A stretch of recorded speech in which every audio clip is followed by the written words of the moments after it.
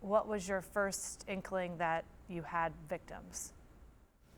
The very first one was my approach.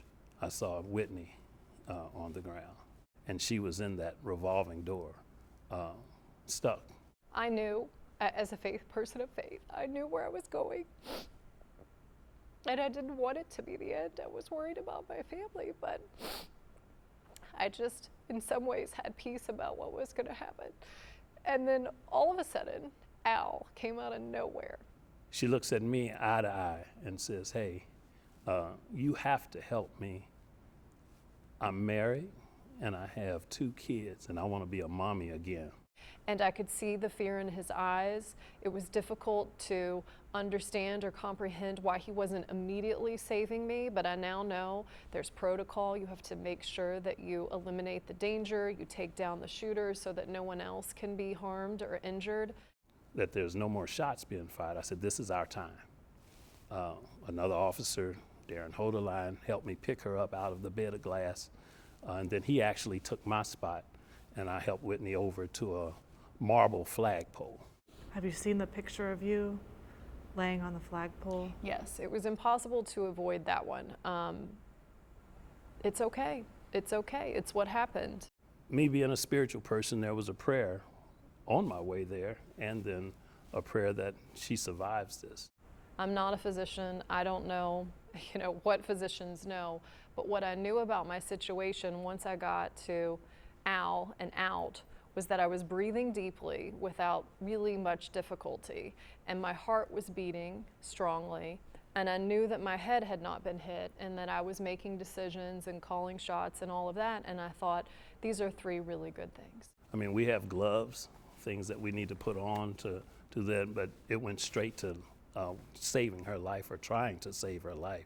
They couldn't put one on my right arm because it was too badly damaged, but they put one on my left arm, and then they tried to do everything to make me comfortable. I remember they took off my shoes. I told them I couldn't sit up. It was too difficult, so they laid me back. I asked her, is there somebody I can call for you?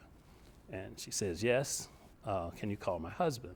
And this is another funny moment. I remember I gave him my phone number instead of my husband's phone number. So he said, Whitney, that's your number. Yeah, you're right. Sorry, here's Waller's number. Hey, there's been an incident in Cincinnati and your wife was involved. She's alert.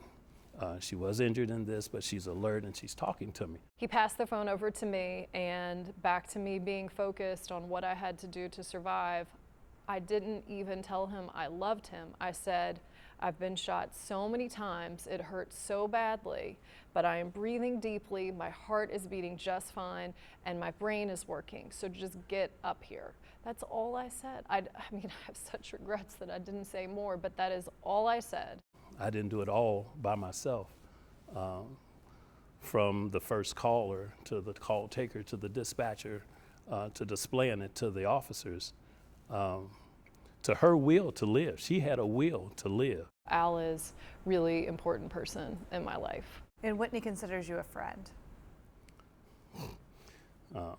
Whitney is Whitney. Whitney is something else. Yes, she's called me. She's sent me pictures that she wouldn't be able to have Halloween, Christmas with her kids. Have you been back to Fountain Square? I did go back to Fountain Square. I didn't go into the building, but I don't know that I need to because I actually never made it into the building. I only made it into the revolving door. And it was a couple of months ago, and I felt like I was making it a thing. You can't go back there.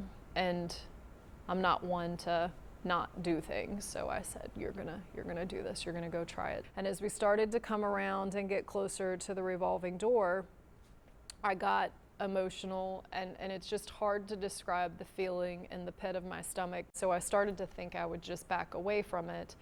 And then out of nowhere, on the intercom, Whitney Houston's I Want to Dance with Somebody played. And that probably sounds really trivial and silly, but I love Whitney Houston's music.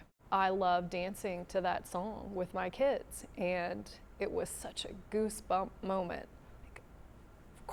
Of course that's the song that's playing. You're not here to think about this revolving door and all the horrific things that happened within it. You are here to be reminded that you got out of that door and you got to go back to your kids and you got to listen and dance again to Whitney Houston with them. That is all that matters. This door means nothing.